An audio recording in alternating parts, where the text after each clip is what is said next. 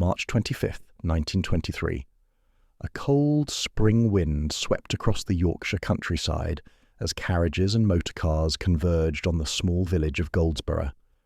Inside the ancient stone church that stood just yards from the gates of Goldsborough Hall, candles flickered against medieval walls as the most distinguished congregation in the church's 1,000-year history assembled.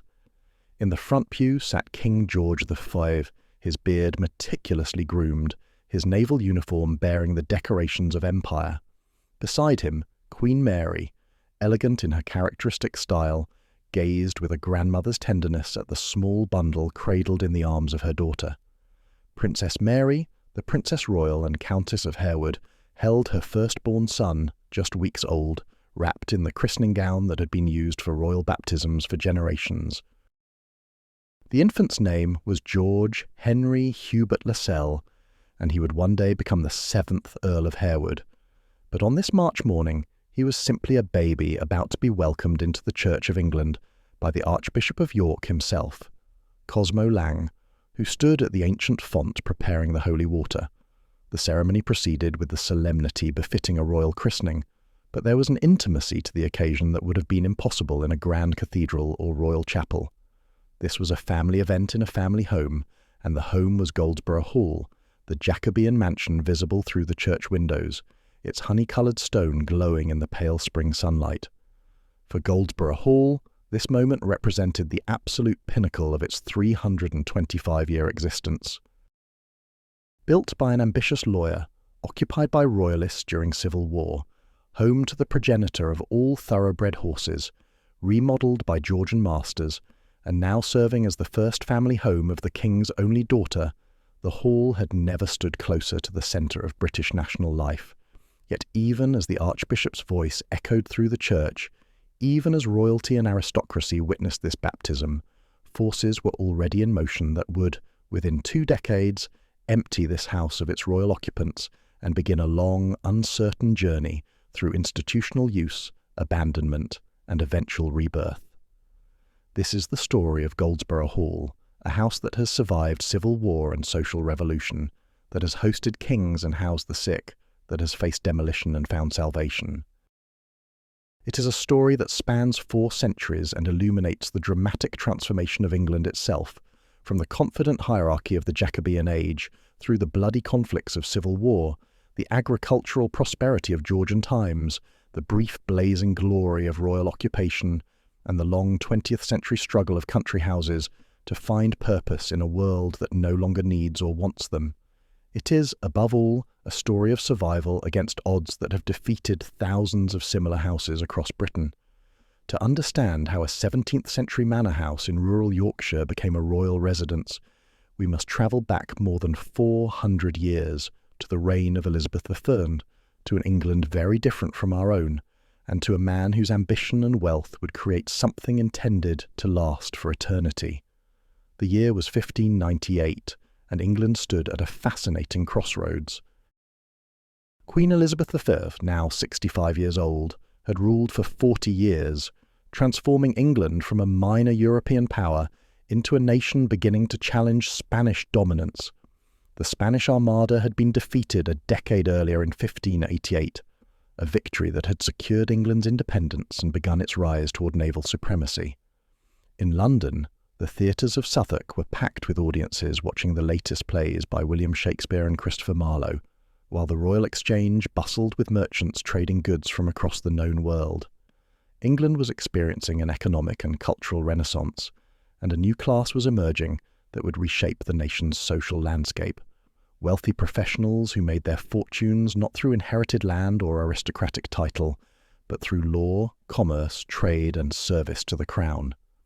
Among these rising men was Richard Hutton, born in 1560 in the West, riding of Yorkshire to a family of minor gentry. The Huttons were respectable but not wealthy, landed but not powerful, the kind of family that had to make its way through ability rather than inheritance.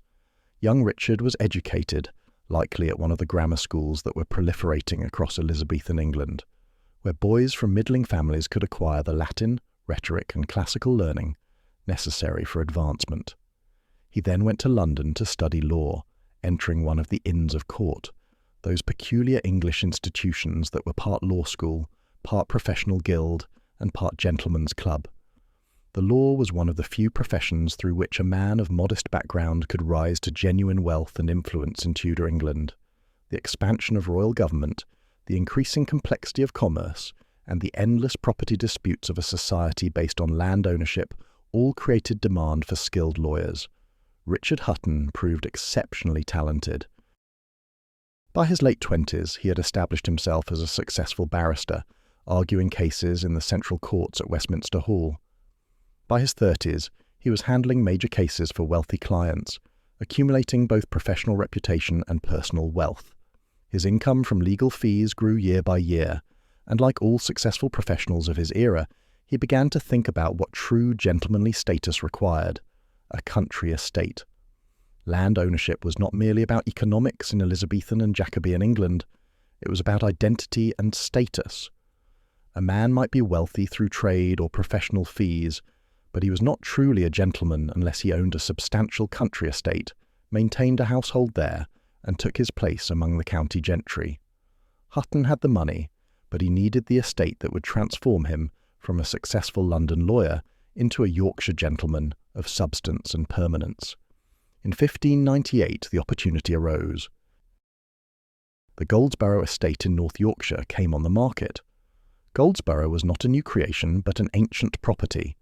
The village appears in the Domesday Book of 1086, where it is recorded as Goldsborough, meaning the fortified place of gold here, or perhaps referring to gold-coloured stone.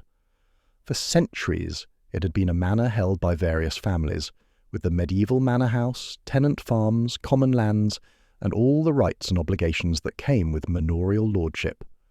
The estate covered approximately 1,000 acres of good Yorkshire farmland in the triangle between Harrogate, Knaresborough, and Wetherby, an area of undulating countryside, fertile soil, and ancient woodlands. Hutton negotiated the purchase and became Lord of the Manor of Goldsborough in 1598, acquiring not just land, but a position in the social hierarchy of Yorkshire. He now had tenants who owed him rents and feudal dues.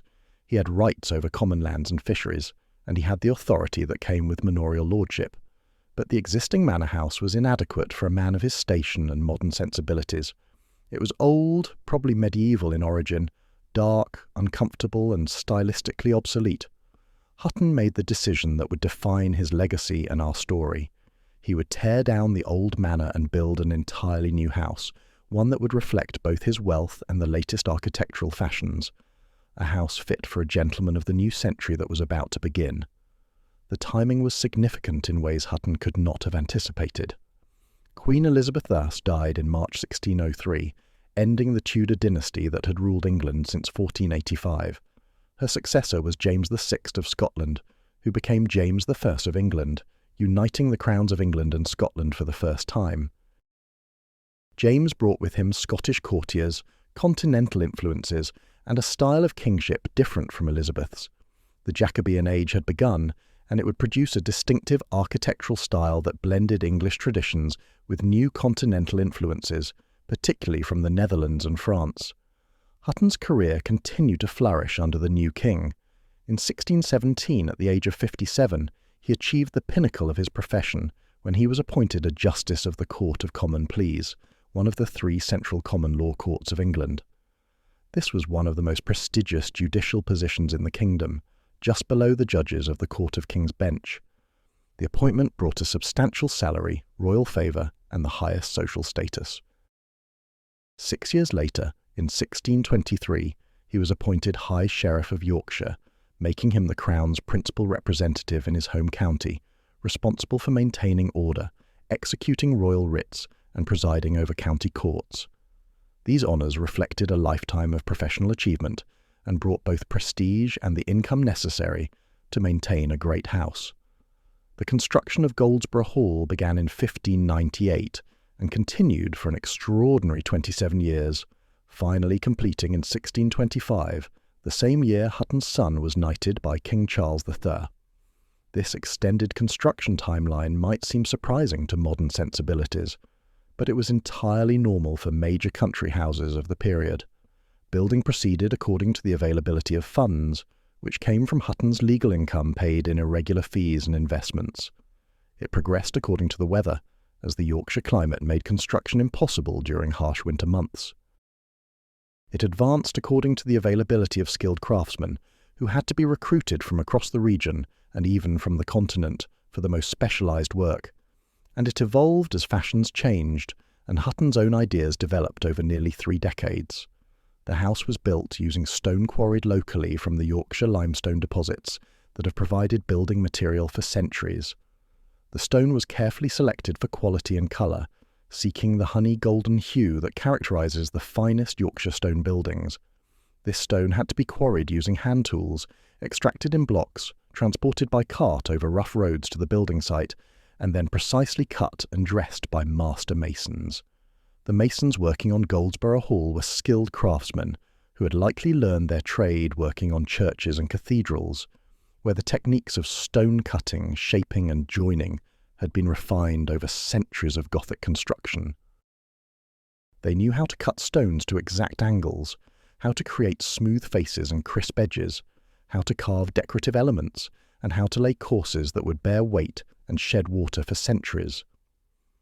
The carpentry was equally demanding. The roof structure required massive oak timbers, probably harvested from Hutton's own woodlands or from nearby estates. These timbers had to be shaped using hand tools, axes and adzes, creating the complex joints that would hold the roof trusses together without the benefit of modern fasteners. Oak beams for the floors and ceiling structures were similarly handcrafted, each joint cut individually by skilled carpenters who understood wood, its strengths and weaknesses, how it would season and settle over time. The floorboards, the panelling that would cover interior walls, the elaborate staircases, the door frames and window frames, all of this woodwork represented thousands of hours of skilled hand labour. Goldsborough Hall emerged in the Jacobean style, a distinctive architectural language that modern architectural historians classify as a transitional period between Elizabethan and Caroline architecture. Jacobean houses are immediately recognisable by certain characteristic features. They typically have E or H-shaped floor plans, a departure from the medieval Great Hall layout, but not yet the compact classical plans that would dominate by the late 17th century. They feature mullioned and transomed windows, meaning windows divided by vertical stone bars, mullions and horizontal bars, transoms, creating a grid of individual panes. Glass was still expensive enough that the number and size of windows served as a clear status symbol. Jacobean houses have tall, elaborate chimneys, often featuring decorative brickwork or stonework, because every major room needed its own fireplace in an age before central heating. The rooflines are complex, with multiple gables often topped with bull finials or other ornaments. There is often elaborate carved stonework around doorways and windows, drawing on classical motifs but interpreted with a distinctly English vernacular character. The plan of Goldsborough Hall followed the fashionable double-pile arrangement, meaning the house was 2 rooms deep rather than the single-room depth typical of earlier houses. This innovation, which became standard in the 17th century, allowed for more sophisticated room arrangements and better circulation throughout the building. It meant that rooms could be interconnected without requiring passage through every intervening space, offering more privacy and flexibility in how the house functioned. The facade of Goldsborough Hall presents a harmonious symmetry that represents the growing influence of classical proportions on English architecture. The main entrance sits at the centre of the south-facing front elevation, approached by a stone staircase of several steps leading up to an elevated entrance. This raised entrance was both practical and symbolic. Practically, it protected the main floor from ground moisture and potential flooding. Symbolically, it required visitors to ascend, literally to rise up, to enter the domain of the owner, a subtle but real assertion of hierarchy and status. The facade stretches approximately 70 feet in width, built of coursed and dressed stone with mullioned windows arranged in rhythmic intervals across 3 full stories plus attic spaces. The windows are not randomly placed, but carefully arranged to create vertical and horizontal emphasis, with the most important rooms marked by the largest and most elaborate windows. Above the main entrance, set into the stonework, is the Hutton coat of arms, carved in relief. This heraldic display was essential in an age when coats of arms served as instant identification of family lineage and status. The Hutton arms would have been recognised by visitors from Yorkshire gentry families, establishing the builder's identity and claiming his place among the county families. The roofline features multiple gables, each one topped with a stone ball finial, a decorative element that was beloved in Jacobean architecture for its combination of classical reference. The ball or sphere had classical associations and playful ornament. From various points along the roof, tall chimney stacks rise, their elaborate brickwork demonstrating both the skill of the craftsman and the importance of the hearths below. In an age when every room of consequence required its own fireplace, the number and quality of chimneys served as another indicator of the house's scale and sophistication. The windows of Goldsborough Hall are particularly fine examples of Jacobean craftsmanship and deserve detailed attention, for they represent a significant investment and a key element of the house's character. Each window comprises multiple lights, individual panes of glass, separated by stone mullions running vertically and stone transoms running horizontally, creating a grid pattern. The typical window at Goldsborough might have 3 or 4 lights across and 2 or 3 lights vertically, meaning each window contained 6 to 12 individual panes of glass. The glass itself was crown glass, made by blowing a bubble of molten glass and spinning it into a flat disc, then cutting panes from that disc. Crown glass has a characteristic slightly uneven surface that creates subtle distortions and refractions of light, quite different from modern float glass. Much of the leaded glass at Goldsborough is original or carefully restored following original patterns, and it catches and refracts Yorkshire sunlight throughout the day, creating an ever-changing play of light across the stone facade and within the rooms. The very presence of so many large windows made a statement about Hutton's wealth. Glass was expensive, glass in large panes was very expensive, and from 1696 onward, after Hutton's death but affecting the house's later history, there was a window tax that charged property owners based on the number of windows in their houses. This tax, which lasted until 1851, led many houses to have windows bricked up to avoid the charge, but Goldsborough's windows survived, a testament to the continuing wealth of its occupants. Approaching the main entrance and ascending the stone steps, a visitor in the early 17th century would have passed through a substantial oak door, likely carved with decorative motifs, into the screens passage. This architectural feature, inherited from medieval hall houses, served as a transitional space between the exterior world and the inner sanctum of the house. The screens passage ran perpendicular to the main axis of entry, with the entrance door opening into it from one side. Opposite the entrance, the passage would typically have had another door or doors leading out to the gardens or stable yard. To one side of the passage, doors led into the service areas, the buttery where beverages were stored and served, the pantry for food storage, and passages leading to the kitchen and other service rooms. To the other side, a more elaborate doorway led into the Great Hall.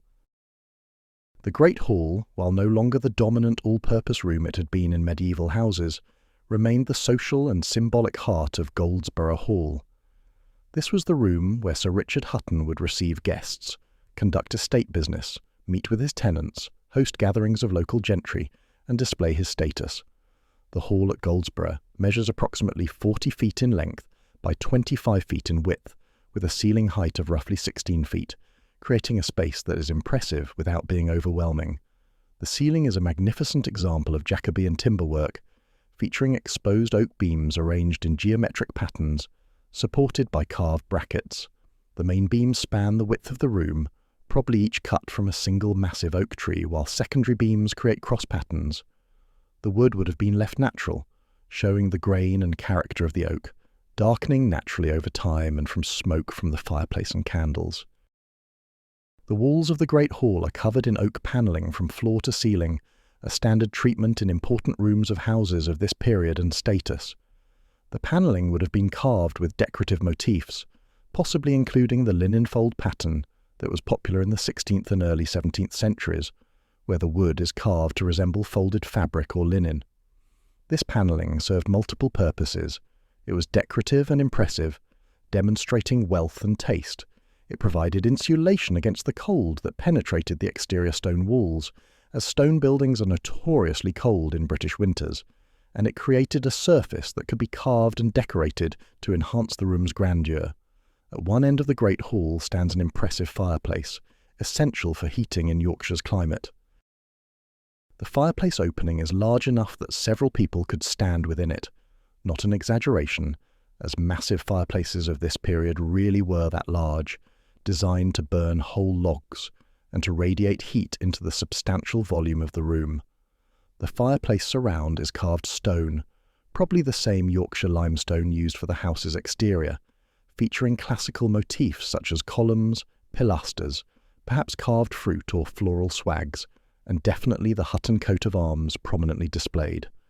Above the fireplace, the overmantel extends upward, possibly all the way to the ceiling.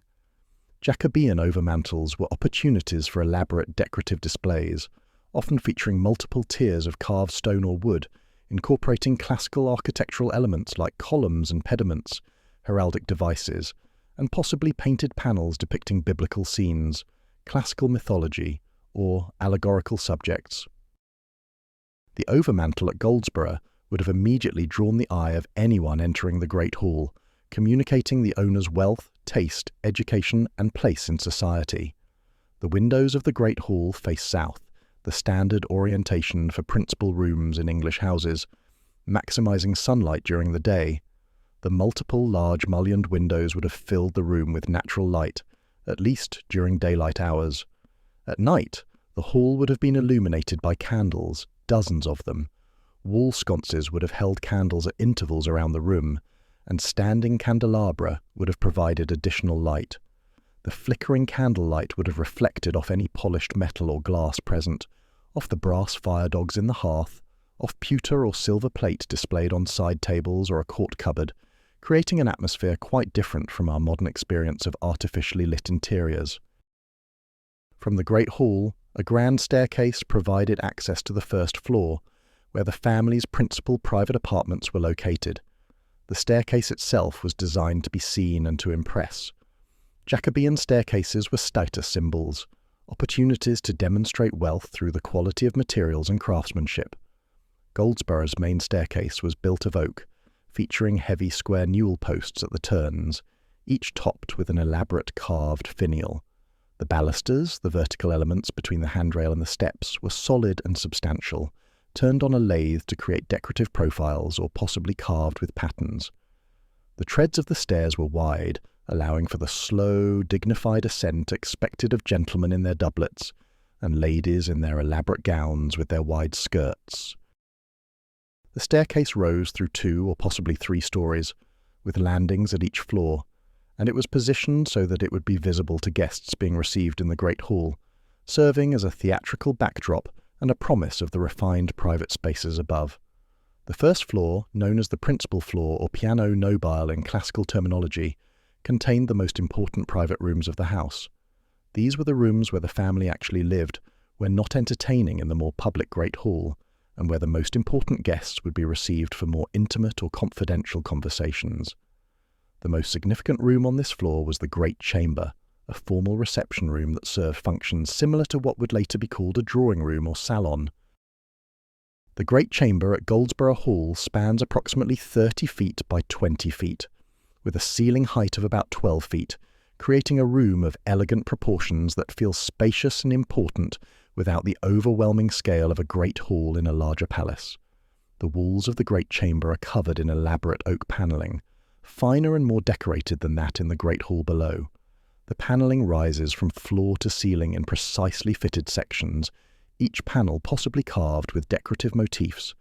The ceiling might be plastered with decorative plasterwork mouldings, a technique that was becoming increasingly popular in the early 17th century as Italian plasterers brought their skills to England. A massive fireplace dominates one wall, its stone surround carved with even more elaborate detail than the Great Hall fireplace. Classical columns might flank the opening, carved foliage or figures might embellish the surround, and the Hutton arms would certainly appear prominently. The overmantel rises in stages toward the ceiling, incorporating carved wood or stone, possibly painted panels, and demonstrating the very finest work that Hutton's money could commission. The windows of the great chamber faced south like those of the great hall, ensuring maximum light. The window seats created by the depth of the stone walls would have been cushioned, providing comfortable spots for reading, sewing, or simply enjoying the view across the estate grounds. At night, the great chamber would have been lit by candles in wall sconces and in standing candelabra, their light reflecting off any decorative metalwork and creating the warm, flickering illumination that characterized pre-electric interiors. Adjacent to the great chamber were the family's private apartments. Sir Richard and Lady Hutton would have had a substantial bedchamber, probably at least 15 feet square, with a massive four-poster bed as its central feature. Four-poster beds of the Jacobean period were remarkable pieces of furniture, often more valuable than all the other furnishings of a room combined. The posts were elaborately carved, the headboard carved and possibly upholstered, and the whole bed was hung with heavy fabric curtains that could be drawn for warmth and privacy, creating a room within a room. These bed curtains were essential in draughty houses, providing a measure of warmth, and they also provided privacy in an age when servants might enter bedchambers at any time, and when guest bedchambers sometimes accommodated multiple occupants. Other rooms on the principal floor might have included a withdrawing room, a private parlour where the family could retire from the more public great chamber, and a closet or study where Sir Richard could work on legal matters brought from London. These smaller rooms would have been panelled like the larger chambers, would have had their own fireplaces and would have been furnished with oak furniture, carpets or rush matting on the floors, tapestries or painted cloths on some walls, and all the objects necessary for genteel living, candlesticks, writing supplies, books, and personal items. The second floor housed additional bedchambers for children, guests, and senior servants. These rooms would have been simpler than the principal chambers below, but still well appointed, with panelling, fireplaces, and good quality furniture. The third floor and attic spaces provided accommodation for lower-ranking household staff and storage for the vast quantities of supplies, equipment, and out-of-season furnishings necessary for running a large household. The ground floor, partially below the level of the main entrance due to the sloping site, contained the essential service areas that made the house function.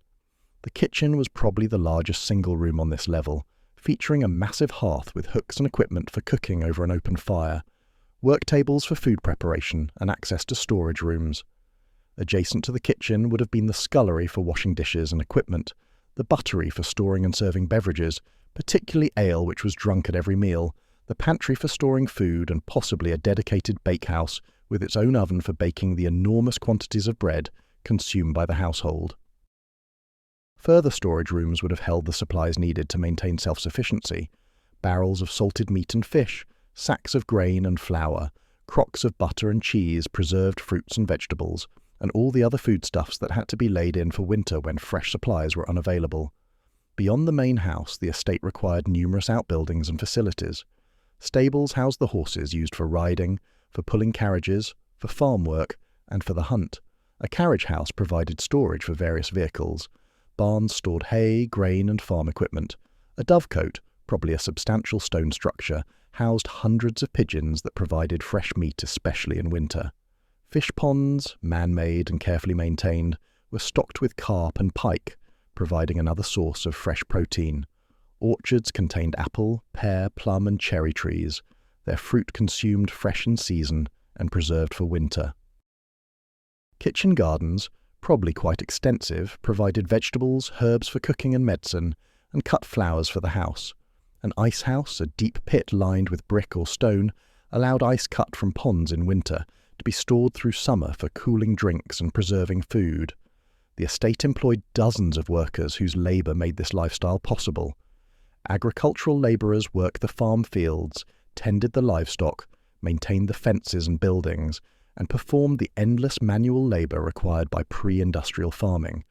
Gardeners maintained the ornamental gardens, kitchen gardens, and orchards. Gamekeepers managed the deer park and woodland, protecting game from poachers and ensuring good hunting for the master and his guests. Inside the house, a hierarchy of servants performed specialised tasks. The steward or bailiff managed the estate finances and oversaw the outdoor workers. The butler managed the male indoor servants and was responsible for the plate, valuables, and wine cellar. The housekeeper managed the female servants and was responsible for the linen, still room and general household management. Cooks prepared meals, footmen served at table and attended the master. Housemaids cleaned rooms, made beds and emptied chamber pots. Ladies' maids attended the mistress and female family members. Valets attended the master and male family members, and numerous other servants performed all the specialized tasks necessary to maintain a household that aspired to gentility and self-sufficiency. Sir Richard Hutton lived to see his great house completed. By 1625, when the construction finally finished, he was 65 years old, still serving as a Justice of Common Pleas, a position he would hold until his death. He had achieved everything a man of his generation could aspire to: professional success at the highest level, substantial wealth, a knighthood, major public offices, and a magnificent country house that proclaimed his status for all to see. He lived at Goldsborough for 14 more years after the house's completion, enjoying his retirement from active practice, managing his estate and taking his place among the Yorkshire gentry whose acceptance he had sought. He died in 1639 at the age of 79, a remarkably long life for the 17th century, and he was buried in Goldsborough Church, just across from the hall that bore his name and would carry his legacy forward through the centuries. Upon Sir Richard's death, Goldsborough Hall passed to his son, also named Richard Hutton. The younger Sir Richard had been knighted by King Charles I in 1625, the same year the hall was completed, suggesting that the knighting might have been connected to the completion of such a significant house and the elder Hutton's service. The younger Sir Richard had also followed his father into public service, serving as Member of Parliament for Knaresborough, one of Yorkshire's parliamentary boroughs, and being appointed High Sheriff of Yorkshire like his father before him. He was also appointed Governor of Knaresborough Castle, the medieval fortress that overlooked the town of Knaresborough, just a few miles from Goldsborough. These appointments placed him at the centre of Yorkshire's governance structure, responsible for maintaining royal authority and implementing Crown policy in the county. But these were increasingly turbulent years for England. The relationship between King Charles IV and his Parliament had deteriorated steadily since Charles's accession in 1625. Religious tensions between Anglicans, Puritans and Catholics were intensifying. Financial disputes over taxation and the king's right to raise money without parliamentary consent created constitutional crises, and personality conflicts between an inflexible king who believed in divine right and parliaments increasingly asserting their own authority made compromise impossible.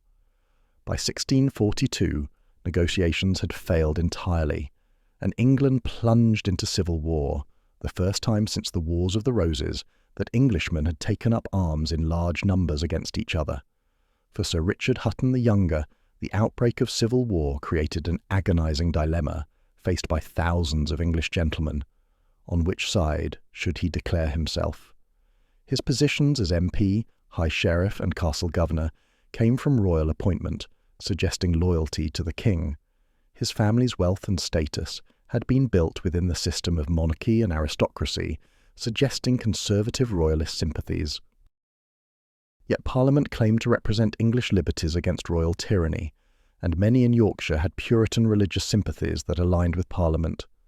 Sir Richard chose the king, joining the royalist cause and accepting the military duties that came with his position as castle governor. The war came to Yorkshire with particular intensity in 1644. In July of that year, the largest battle ever fought on English soil took place at Marston Moor, about 20 miles from Goldsborough. Royalist forces, including Prince Rupert of the Rhine commanding King Charles's cavalry, faced a combined army of parliamentarians and their Scottish allies.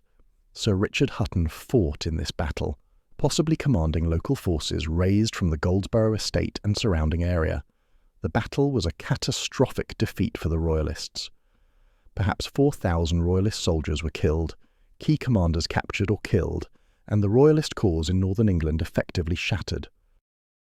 Sir Richard survived Marston Moor, but the defeat meant that parliamentarian forces now controlled most of Yorkshire. Goldsborough Hall suddenly found itself in the path of war. Oliver Cromwell, commanding parliamentarian cavalry, and soon to emerge as the most important figure on Parliament's side, moved through the area besieging Royalist strongholds. Knaresborough Castle, under Sir Richard's command, became a target. Cromwell's forces, needing quarters and supplies, forcibly occupied Goldsborough Hall. We have no detailed account of this occupation, but we can imagine the scene. Parliamentary soldiers, many of them Puritans who despised the aristocratic luxury they associated with the king and his supporters, taking over the house that had taken 27 years to build. The Great Hall would have become a common room for soldiers. The fine bedchambers would have been occupied by officers. Horses would have been stabled in the hall's outbuildings, or possibly even in ground-floor rooms. Food stores would have been confiscated to feed the army. The elegant furnishings, the carved panelling, the fine tapestries, all would have been at risk from soldiers who had no reason to care about preserving the property of their royalist enemies. The occupation was temporary. Cromwell's forces moved on, perhaps after Knaresborough Castle surrendered or was taken. But for Goldsborough Hall, the experience demonstrated the vulnerability of even the most substantial private property in time of war. Sir Richard continued fighting for the doomed royalist cause. In 1645, he was killed at Sherburn in Elmet, a village about 15 miles from Goldsborough. We don't know the circumstances of his death, whether in a formal battle, a skirmish, an ambush, but he joined the thousands of English gentlemen who died in the civil wars, fighting for principles and loyalties that meant more to them than personal safety. With Sir Richard's death, Goldsborough Hall faced an uncertain future. Parliament had won the war. King Charles I would be tried and executed in 1649. Many royalist estates were confiscated, their owners punished for supporting the king. Goldsborough survived, probably because the younger Sir Richard's heir was a daughter, Elizabeth, who had married Philip Wharton, the Honourable Philip Wharton, nephew of Philip Wharton, 4th Baron Wharton. The Whartons were themselves a prominent Yorkshire family, and this connection possibly helped protect the estate from confiscation. Elizabeth's sister married Colonel Anthony Byerley of Midridge Grange, creating another aristocratic connection. The decades following the Civil War were a period of recovery and adjustment for Goldsborough Hall and England as a whole. The Commonwealth period under Oliver Cromwell's rule lasted until 1660, when the monarchy was restored under Charles II. The Restoration brought back many of the old social patterns, but England had been permanently changed by the experience of civil war and republic. The absolute power of the monarchy had been permanently limited, Parliament's role was secured, and religious tensions continued to shape politics for decades to come. At Goldsborough Hall, the family connections of Elizabeth Hutton and Philip Wharton eventually led to an important marriage that would bring new blood into the estate's story. In 1695, Robert Byerley, son of Colonel Anthony Byerley and Elizabeth's sister, married Mary Wharton, daughter of Elizabeth and Philip.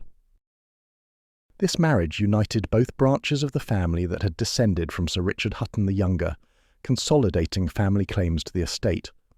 Robert Byerley was himself a significant figure. He served as Member of Parliament for County Durham and represented Knaresborough an extraordinary 9 times between 1697 and 1710, making him one of the most active politicians of his era. His political career spanned the reign of William III and Queen Anne, a period of intense political activity as England adjusted to the new constitutional arrangements that followed the Glorious Revolution of 1688. But Robert Byerley's most lasting claim to fame has nothing to do with politics and everything to do with horses.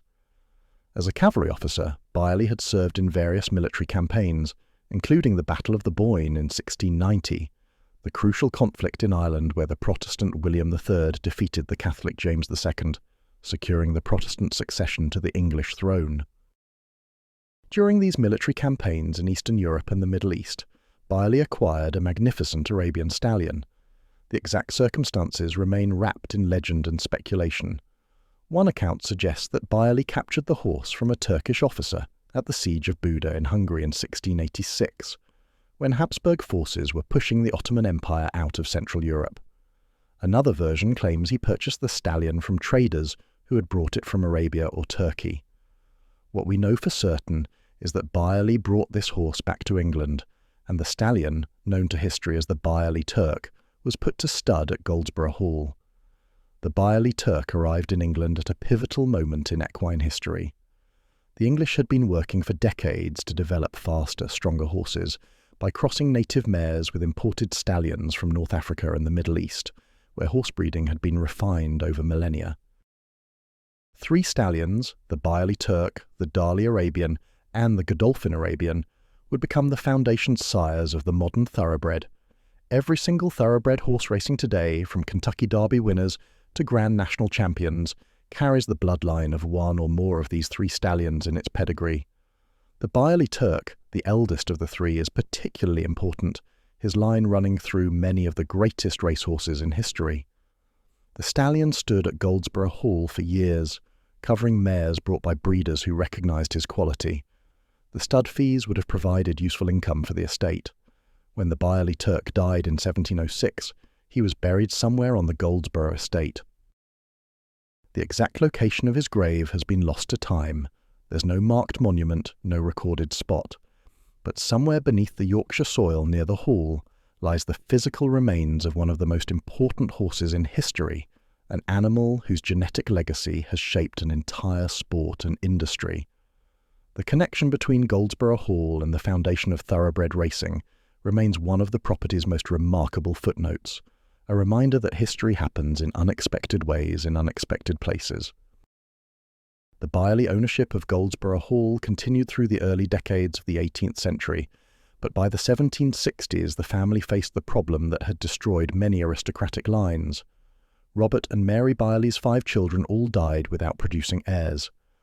This was not uncommon in an age of high mortality, where disease, childbirth, war and accident claimed lives at rates we can barely imagine. With no direct descendants to inherit, the estate had to be sold.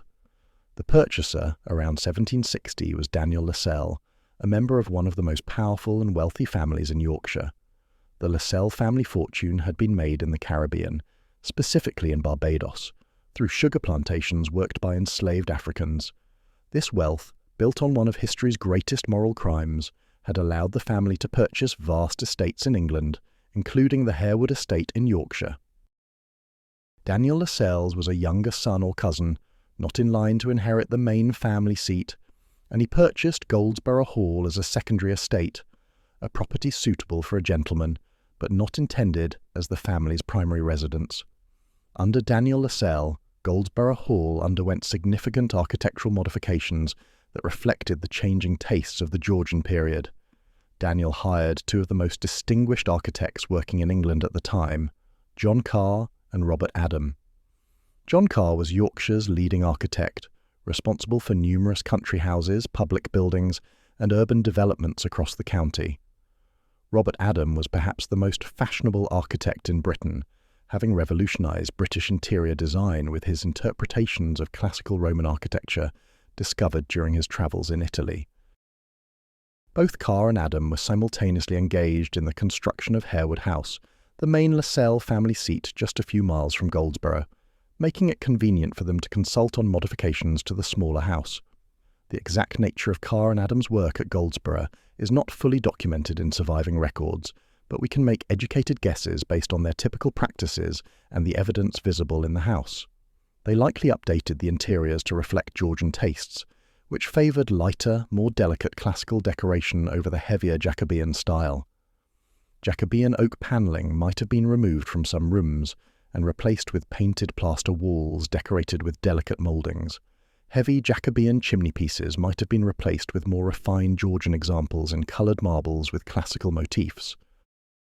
Ceilings might have received elaborate plasterwork in the neoclassical style, with urns, swags, medallions, and other classical elements that Adam in particular loved. Windows might have been enlarged or modified to admit more light, reflecting Georgian preference for bright, airy interiors.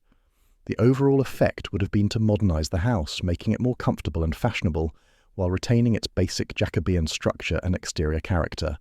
When Daniel Lascelles died without producing heirs, Goldsborough Hall was absorbed into the main Harewood estate, which by this time comprised approximately 24,000 acres of prime Yorkshire countryside. For the Lascelles family, who held the title of Earl of Harewood and owned Harewood House as their primary seat, Goldsborough Hall became one of several secondary properties that could serve various family purposes. Sometimes it functioned as a dower house, the traditional residence for the widow of an earl, providing her with a substantial but separate establishment after her husband's death, and her son's inheritance of the main title and property. Sometimes it housed heirs-in-waiting, younger sons or cousins who were part of the family but not primary heirs. Sometimes it served as a hunting lodge during the shooting season, housing parties of aristocratic sportsmen who came to Yorkshire for the excellent game shooting, and sometimes, when the family didn't need it, it was simply rented out to wealthy tenants who wanted a Yorkshire country house without the commitment of purchasing one.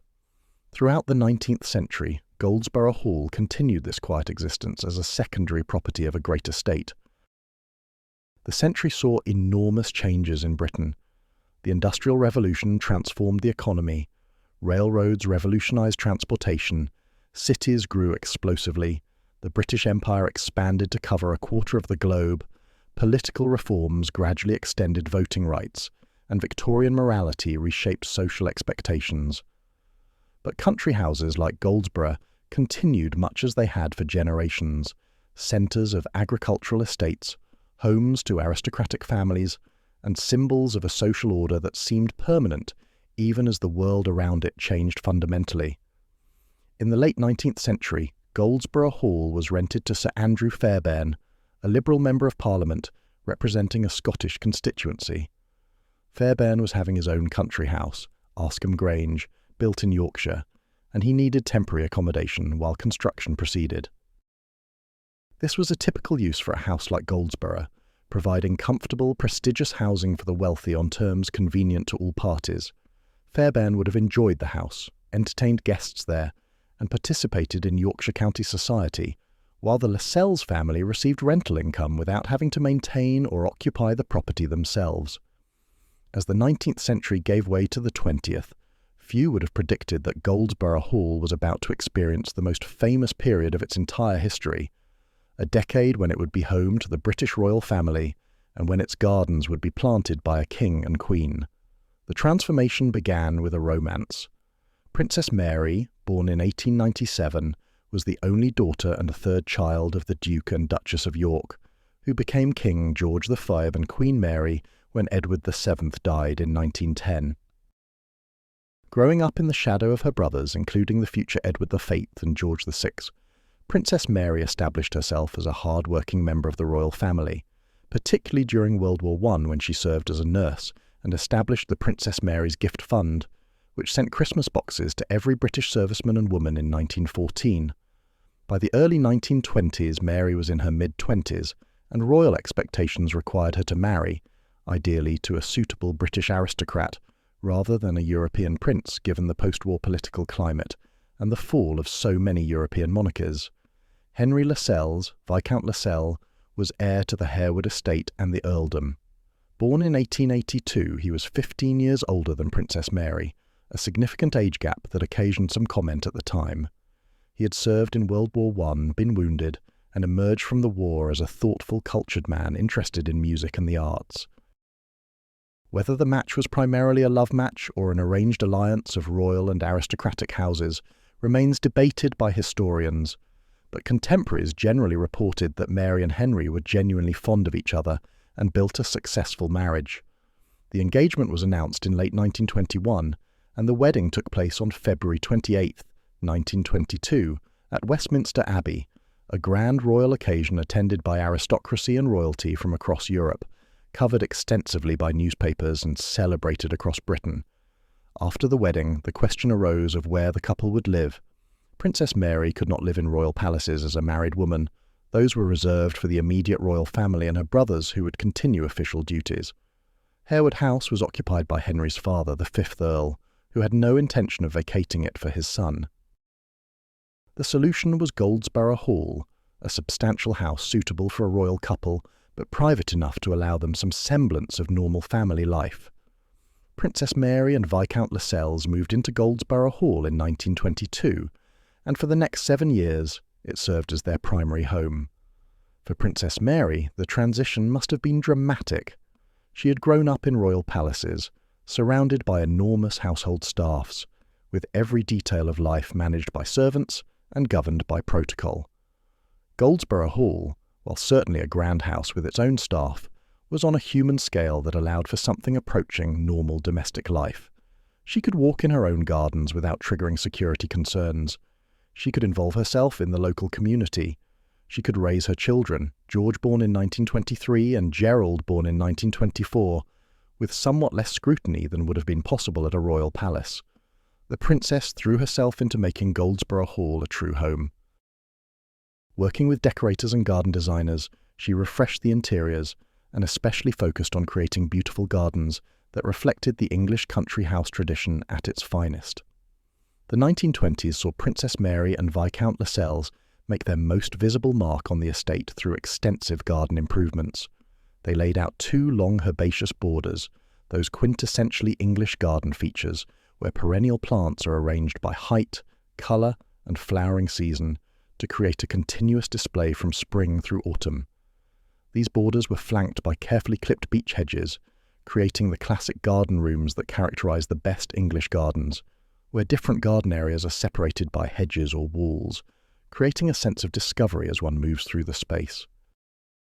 Most ambitiously, between 1922 and 1930, the couple commissioned the planting of a lime tree walk, a quarter-mile avenue of 34 lime trees, also called linden trees, stretching across the grounds. This was not just a decorative gesture, but a symbolic one, as various distinguished visitors were invited to plant specific trees. Most notably, King George V and Queen Mary, visiting their daughter and grandchildren, each planted a lime tree, creating living monuments to royal visits that would grow and thrive for generations. Today, nearly a century later, those trees planted by the King and Queen still stand, now mature specimens that tower over the avenue, their branches meeting overhead in summer to create a green tunnel, a tangible connection to that brief royal period in the Hall's history. The King and Queen visited Goldsborough Hall frequently throughout the 1920s. These were not formal state visits with all the rigid protocol that usually surrounded royalty, but personal family occasions, grandparents coming to visit their only daughter and their grandchildren. The King and Queen would arrive with a small staff, stay for a few days or a week, and enjoy the relaxed atmosphere of a private country house. For the King, who carried the enormous burden of monarchy, especially in the difficult post-war years, these visits offered a rare chance to relax with family. For Queen Mary, who by all accounts doted on her grandchildren, they were opportunities to enjoy George and Gerald Lascelles in a more informal setting than Buckingham Palace or Windsor Castle would allow. The christening of George Lascelles on March 25, 1923, represented the absolute pinnacle of Goldsborough Hall's royal period. The ceremony at the adjacent parish church brought together the highest levels of British society. The guest list included not just King George V and Queen Mary, but numerous other members of the royal family, aristocrats from across England, and the cream of Yorkshire county society. The Archbishop of York, Cosmo Lang, who would later become Archbishop of Canterbury and preside over some of the most dramatic events in 20th century royal history, including Edward VIII's abdication, performed the ceremony. The ancient church, which had stood for centuries hosting the baptisms, weddings and funerals of ordinary villagers, had never witnessed such a gathering. The village itself was transformed by the presence of royal motor cars, security personnel, journalists covering the event for newspapers across Britain and the Empire, and curious villagers who lined the roads hoping for a glimpse of royalty. Daily life at Goldsborough Hall during Princess Mary's residence followed patterns established over centuries, but adapted to 20th century realities. The household employed approximately 30 staff, a substantial number but considerably fewer than would have been common a century earlier, or than would have been employed at a royal palace. There was a butler who managed the male servants, maintained the wine cellar, and supervised formal service at meals. A housekeeper oversaw the female servants, managed the household linens, supervised cleaning, and maintained household stores. Cooks and kitchen staff prepared elaborate meals using both ingredients from the estate's kitchen gardens and supplies ordered from London or York. Housemaids cleaned the many rooms, made beds, emptied chamber pots before modern plumbing was fully installed throughout the house, dusted and polished furniture, and maintained the standards of cleanliness expected in an aristocratic household. Footmen served at table, answered doors, carried messages, and performed numerous other tasks. Ladies' maids attended to Princess Mary and any female guests, helping with dressing, hairdressing, and maintaining clothes. Valets served Viscount Lascelles and male guests. Gardeners maintained the extensive grounds, kitchen gardens and ornamental plantings. Grooms and chauffeurs cared for horses and the motor cars that were increasingly replacing horses for everyday transportation. Estate workers maintained the buildings, repaired equipment, and performed the endless maintenance tasks required by a large property. Princess Mary was known throughout her life for her relative informality and her kindness to staff, character traits that distinguished her from some royals and aristocrats of her generation. Unlike households where rigid protocol governed every interaction between masters and servants, Goldsborough Hall under Princess Mary's direction seems to have operated with more flexibility and humanity. The princess took an active interest in the estate and the local community, walking the grounds regularly, visiting tenant farms to see conditions firsthand, and involving herself in village life in ways that endeared her to local people. She attended services at the parish church across from the hall, not just on major occasions like her son's christening, but regularly on Sundays, worshipping alongside villagers in a way that was remarkable for royalty. She served as patron of numerous local charities and organisations, lending her name and presence to causes ranging from hospitals to agricultural societies. Entertaining at Goldsborough Hall during the 1920s reflected both its royal connections and its character as a Yorkshire country house. The Princess and Viscount hosted shooting parties during autumn and winter, those traditional country house gatherings where aristocratic men spent days shooting game birds and returning to the house for elaborate dinners, cards, conversation and billiards. Guest lists for these occasions mixed royalty, aristocracy, military officers who had served with Viscount Lascelles during the war, and Yorkshire county families whose social network was essential to county life.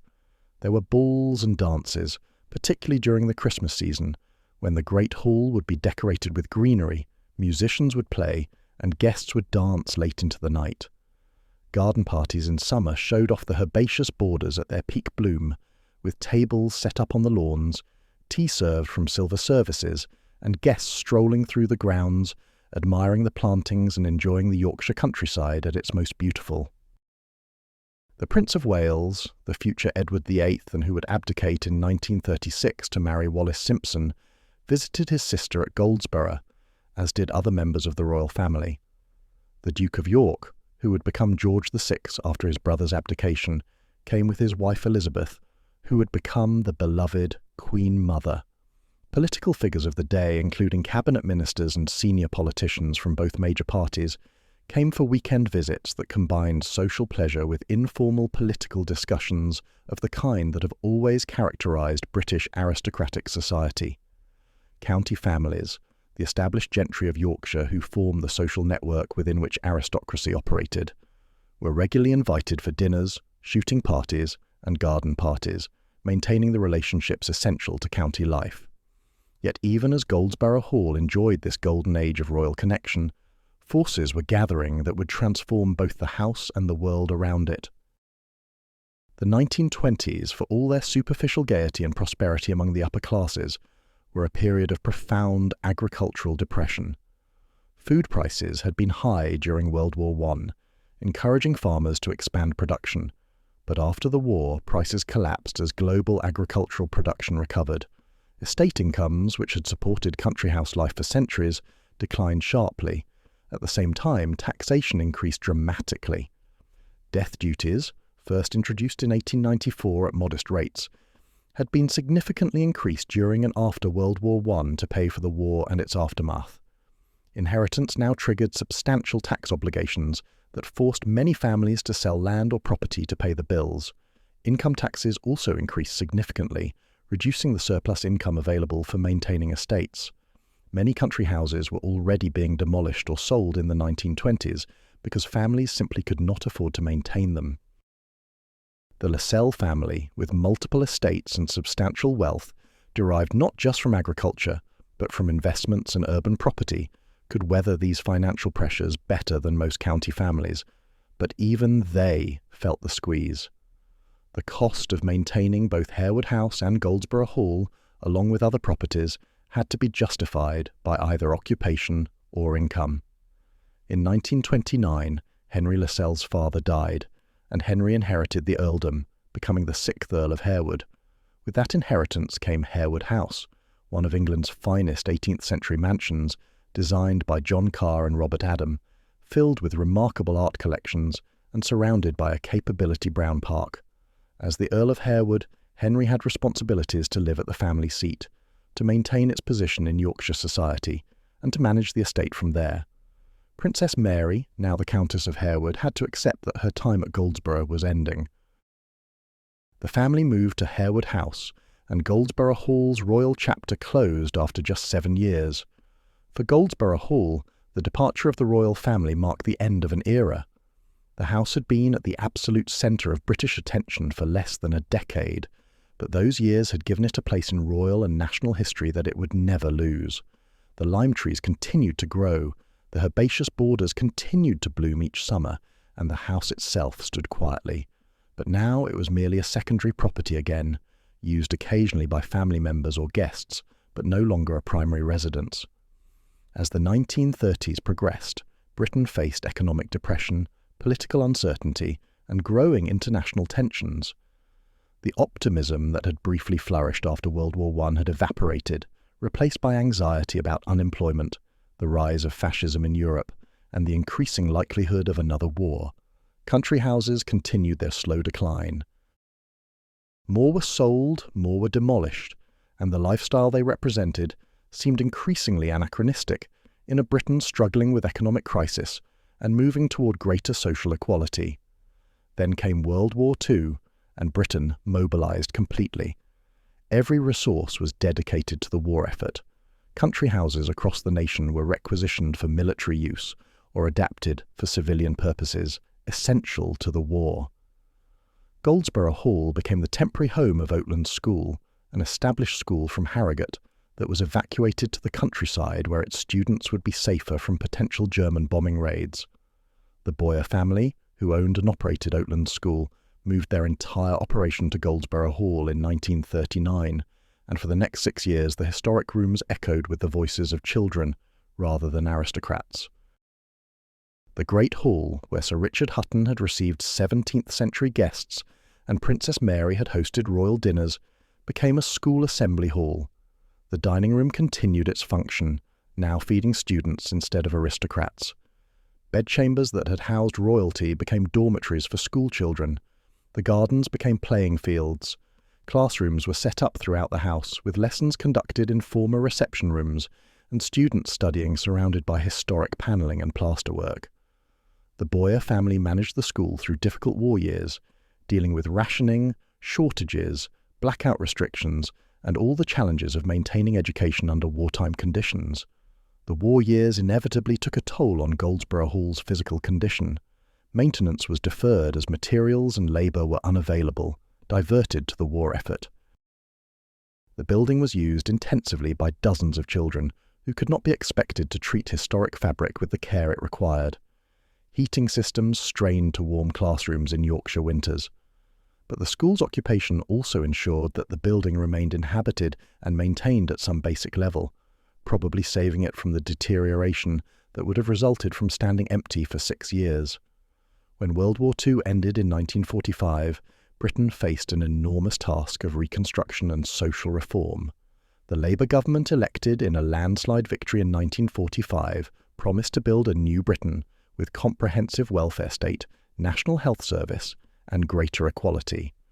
The aristocratic system that had supported country houses for centuries was being dismantled systematically through taxation and regulation. Death duties increased again, often requiring the sale of substantial assets to pay inheritance taxes. Income taxes on high earners reached confiscatory levels. Agricultural land was subject to new regulations. The economic model that had sustained great estates was collapsing. The Harewood estate faced decisions about all its properties, including Goldsborough Hall. The hall could continue housing the school, generating rental income, or it could be sold, converting an asset that required maintenance into capital. In 1951, the Boyer family, who had successfully operated Oatlands School at Goldsborough throughout the war, made an offer to purchase the hall outright. The Lascelles family accepted. For the first time since Daniel Lascelles purchased it around 1760, Goldsborough Hall was no longer part of the Harewood estate. The following year, 1952, the rest of Goldsborough village was sold at auction.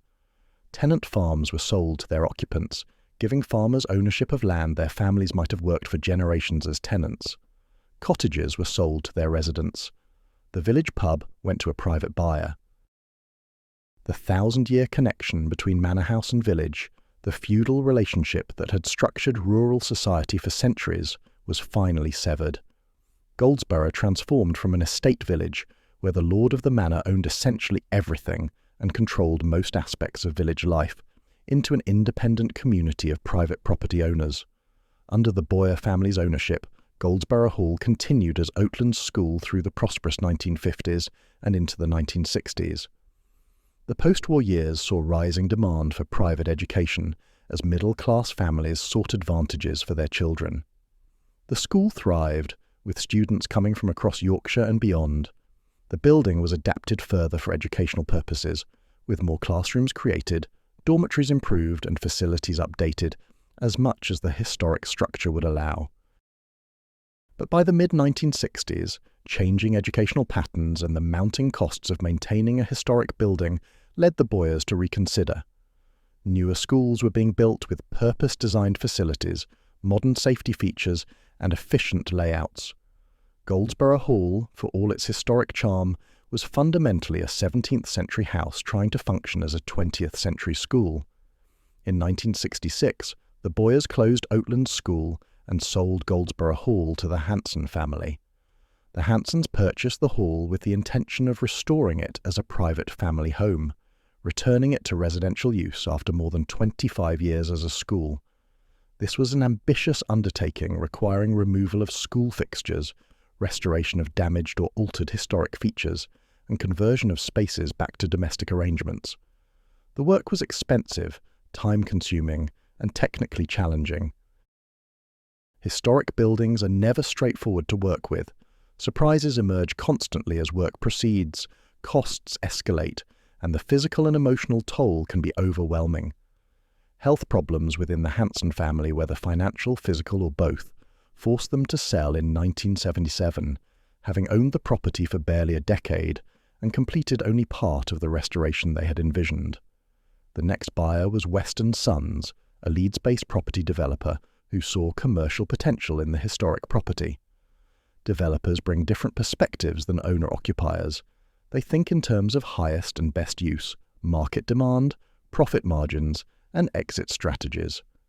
West & Sons undertook further development work at Goldsborough Hall, though historical records are unclear about exactly what they planned.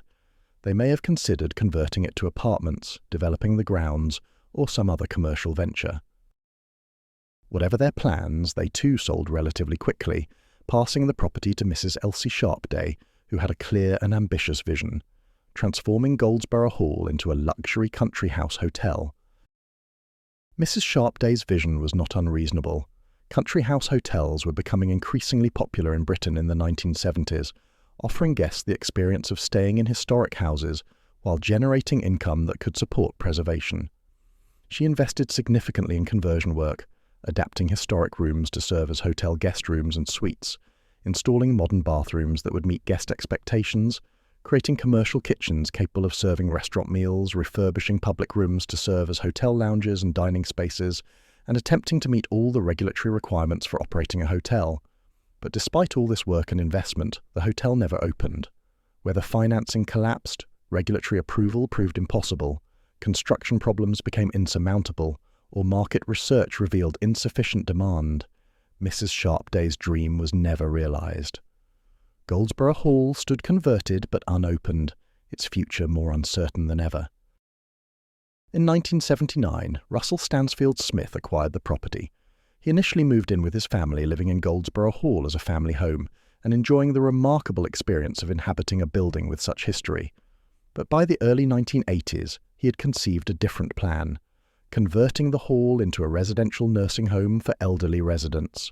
Britain's population was ageing, creating growing demand for quality care facilities, and country houses offered certain advantages for this purpose. Substantial buildings with multiple rooms, extensive grounds that could provide pleasant surroundings for residents, an architectural character that created a more home-like atmosphere, than purpose-built institutional facilities. The conversion was extensive and expensive. Nursing homes must meet stringent regulations covering everything from room sizes and bathroom facilities to fire safety and wheelchair accessibility. Goldsborough Hall had to be fitted with lifts to allow elderly and disabled residents to access upper floors.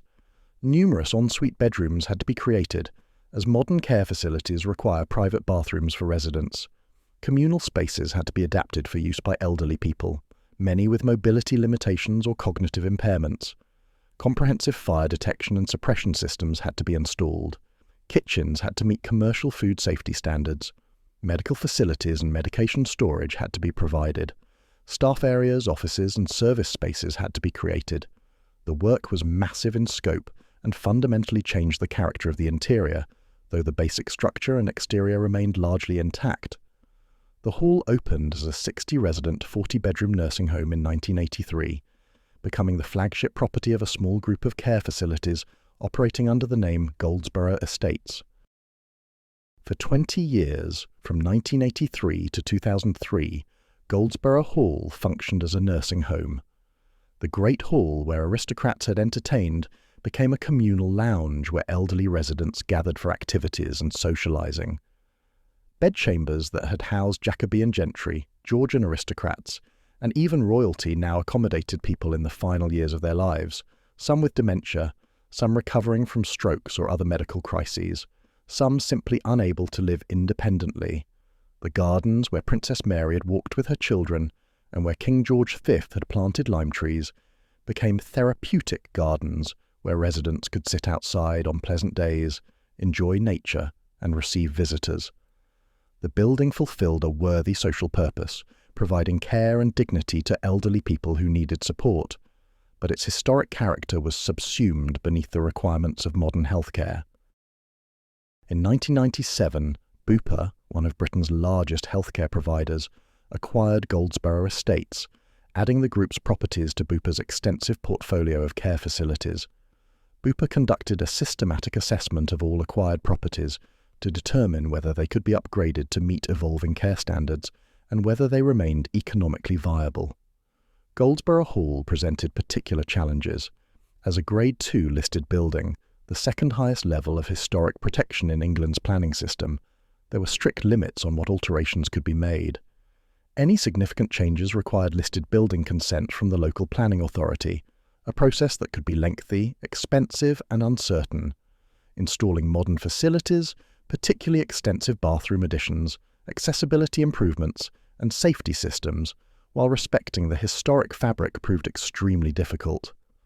Modern care standards had also evolved significantly since 1983.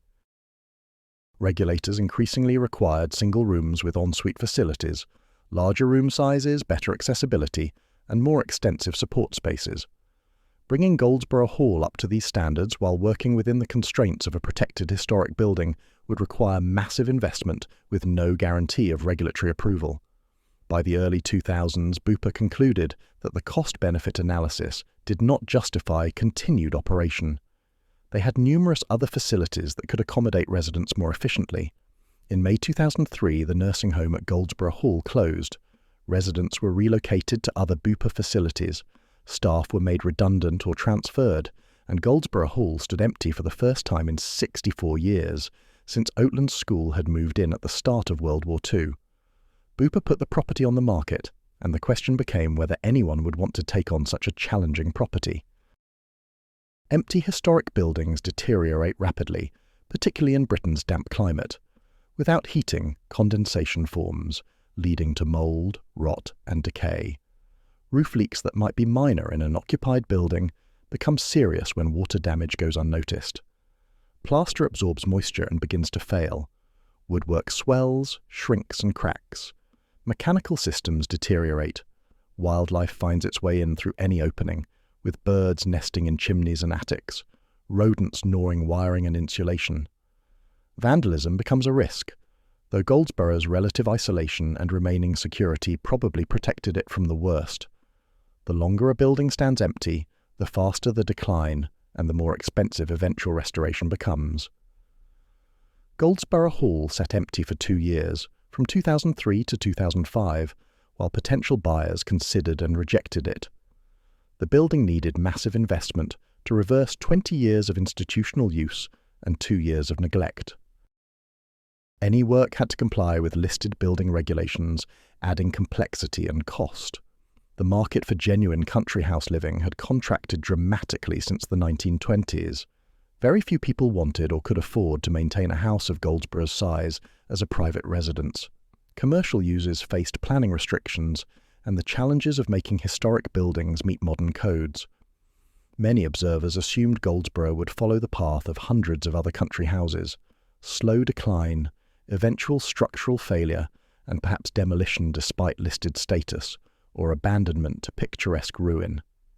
Then, in 2005, the Oglesby family made the decision that would save Goldsborough Hall. They purchased the property with an ambitious vision: restore it as a private family home while also making it financially sustainable by offering luxury guest accommodation and hosting weddings and events. This model had been successfully implemented at numerous historic houses, but it required enormous capital investment, years of patient restoration work, sophisticated business planning, and genuine commitment to living with the challenges of a historic building. The restoration project that followed was extraordinary in scope and dedication. The Oglesbys faced challenges in literally every part of the building. The nursing home conversion had subdivided historic rooms with partition walls that had to be removed. Modern dropped ceilings had been installed to hide pipes and wiring, concealing historic plaster ceilings that had to be uncovered and restored. Original features had been covered with institutional finishes: vinyl flooring over historic floors, paint over panelling, plastic surfaces in bathrooms, all of which had to be stripped away. Medical equipment, hospital beds, bathroom grab rails, nurse call systems, industrial kitchens, fire doors, and all the other apparatus of institutional care had to be removed. Years of deferred maintenance meant comprehensive repair programs were required. Roofs had to be stripped and re-leaded or retiled. Pointing between stones had to be renewed. Windows needed repair, or in some cases, complete recreation. Historic plasterwork had to be conserved. Floors had to be repaired and refinished. The family made the remarkable decision to live in the building during much of the restoration, occupying habitable rooms while contractors worked in others. This meant enduring dust, noise, inconvenience, and all the disruptions that major construction creates, but it demonstrated commitment and allowed them to supervise work closely. It also created a personal connection to the restoration process that outside owners would never have developed. They were not just restoring a building, but creating their family home. The main state rooms received priority in the restoration program. The Great Hall was stripped of all modern additions, revealing the original timber ceiling, a remarkable survival that had been hidden behind dropped ceilings for decades. The oak beams were cleaned, conserved, and treated against wood-boring insects. Panelling that had survived was carefully conserved, cleaned of layers of paint, and repaired where necessary. Where historic features had been completely lost, the family faced the difficult decision of whether to recreate them. Working with conservation specialists and historic building architects, they commissioned sensitive recreations based on surviving evidence elsewhere in the house, documentation from before the nursing home conversion, and comparison with similar houses of the period. Fireplaces that had been blocked or removed were researched and restored, with missing elements recreated by skilled stone carvers. Original windows were repaired using traditional techniques, with broken panes replaced using appropriate glass and leading methods. Floors were carefully taken up, repaired and relaid, or where too damaged, replaced with appropriate materials. The challenge throughout was balancing authentic restoration with modern requirements. The family wanted Goldsborough Hall to feel like a historic house, preserving its character and telling its story, but they also needed it to function as a 21st century luxury accommodation.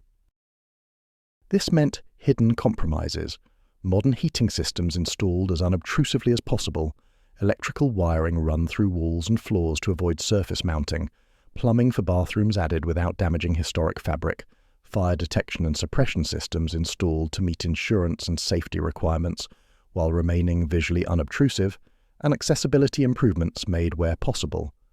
The family created 16 guest bedrooms and suites, each individually designed to blend historic character with contemporary comfort. Where original architectural features like fireplaces, panelling, or decorative plasterwork survived, they were conserved and made focal points of the rooms. Bathrooms were installed in locations that minimized damage to historic fabric, often using former dressing rooms or secondary chambers. The challenge was meeting modern guest expectations: comfortable beds, high-quality linens, well-appointed bathrooms, reliable heating, Wi-Fi connectivity, while preserving the sense of staying in a historic house. Each room was decorated differently, using colours and furnishings appropriate to the building's character, but providing the comfort level demanded by luxury accommodation. In 2016, the Oglesbys added an orangery, a substantial new structure built to host weddings, corporate events, and private functions. Orangeries have a long history as architectural forms associated with country houses. Originally developed in the 17th and 18th centuries to house citrus trees that could not survive British winters, they evolved into glass and timber structures used for entertaining. The Oglesbys' orangery references this tradition while providing purpose-designed modern event space. The structure sits slightly apart from the main house, connected but distinct, meaning that events can happen without disrupting guests staying in the house or compromising the historic interior. The orangery allows the estate to host substantial functions, particularly weddings, which have become a crucial income source for many historic properties, while keeping such activities separate from the protected historic building. The gardens required restoration as comprehensive as the house itself. Decades of neglect, first during the school years and then during the nursing home period, had left the historic landscape overgrown and degraded. The Oglesbys researched the garden's history, studying archival photographs from Princess Mary's period, consulting historical records, and investigating the earlier 18th century landscape modifications. They replanted the herbaceous borders that Princess Mary had created in the 1920s, using a planting style inspired by Gertrude Jekyll, the influential Edwardian garden designer whose work defined English country house gardens. Jekyll's approach emphasized sophisticated color harmonies, careful plant selection for year-round interest, and naturalistic planting within formal structures, exactly the style appropriate for Goldsborough. The Lime Tree Walk, with its 34 trees including those planted by King George V and Queen Mary, was surveyed, and dead or severely damaged trees were replaced to maintain the avenue's character. In 2018, a new kitchen garden and glass house were constructed, providing both visual interest and practical function. The kitchen garden supplies fresh produce for the hall's kitchens, demonstrating the historic role of country house gardens as productive landscapes, not merely ornamental. The glass house allows cultivation of more delicate plants and extends the growing season, as such structures have done for centuries. Opening the gardens to the public twice a year under the National Gardens Scheme allows visitors to appreciate the restoration and enjoy the beauty of mature plantings in a historic setting. Today, Goldsborough Hall operates successfully as a luxury country house hotel and event venue, but it remains fundamentally a family home. The Oglesby family lives in part of the house, maintaining the authentic sense that this is someone's home, not merely a commercial property. This model creates both financial sustainability and authentic preservation. Guests staying at Goldsborough sleep in rooms that contain centuries of history, dine in spaces where royalty once gathered, and walk gardens where King George V planted trees nearly a century ago. The revenue from accommodation and events funds ongoing maintenance, conservation, and improvement. Historic houses require constant investment. As buildings age, roofs need replacement, stonework requires repointing, mechanical systems need updating, and changing regulations demand modifications. The gardens open to the public twice yearly under the National Gardens Scheme, a charitable organisation that arranges for private gardens to open for single days, raising money for nursing and gardening charities. These open days allow local people and garden enthusiasts to visit Goldsborough, appreciate the restoration work, and enjoy gardens they might not otherwise ever see. The hall hosts numerous weddings each year in the orangery, with couples exchanging vows in sight of a house that has witnessed births, marriages, and deaths across nearly 4 centuries. Corporate events and private functions bring life and activity to rooms that could easily stand silent. In 2024, the Oglesby family's commitment to the community extended beyond Goldsborough Hall when they saved the Tiger Inn in nearby Coneythorpe from closure. Country pubs, which have served as community gathering places for generations, are closing across Britain at alarming rates, unable to survive economically in an age of changing drinking habits and corporate competition. By intervening to keep the Tiger Inn operating, the Oglesbys demonstrated understanding that preserving historic buildings and landscapes requires preserving the communities around them. Goldsborough Hall's story across 4 centuries is ultimately one of survival, adaptation, and the persistent human desire to preserve beauty and history. Built in an age when country houses seem permanent fixtures of English society, expressions of an apparently eternal social order, the Hall has navigated civil war, social revolution, economic transformation, world wars, and dramatic changes in how we live. Each threat could have destroyed it. The Civil War could have ended with the house burned by victorious parliamentarians punishing Royalists. The agricultural depression of the late 19th century could have bankrupted the estate. The 2 world wars and their aftermath could have forced sale and demolition like thousands of other houses. The nursing home conversion could have so compromised the historic fabric that restoration became impossible. The 2 years of abandonment after 2003 could have allowed deterioration to pass the point of no return. Yet Goldsborough Hall survived each challenge, often through the narrowest margins, often through the dedication of people who cared enough to invest time, money and energy in preservation, when demolition would have been easier and cheaper. The house embodies the complicated, often uncomfortable history of English country houses. It was built with wealth from legal fees, part of the new professional class rising in Jacobean England. It was remodelled with money from Caribbean plantations worked by enslaved people, capital generated by one of history's greatest moral crimes. It was elevated by royal occupation, becoming for a brief period a centre of national life. It was adapted to institutional use, school, and then nursing home, serving worthy social purposes, but at great cost to its historic character. And it was finally restored through private dedication combined with commercial imagination, finding a sustainable model for preservation through luxury accommodation and events. Each chapter of Goldsborough Hall's history has left its mark. The Jacobean bones remain, honey-coloured stone and oak timbers testifying to 17th century craftsmanship. The Georgian refinements add elegance, lighter and more delicate than the original Jacobean heaviness. Princess Mary's gardens continue blooming each summer, living monuments to a brief royal period. Even the nursing home years, though they compromised much, kept the building occupied and maintained when abandonment might have proved fatal.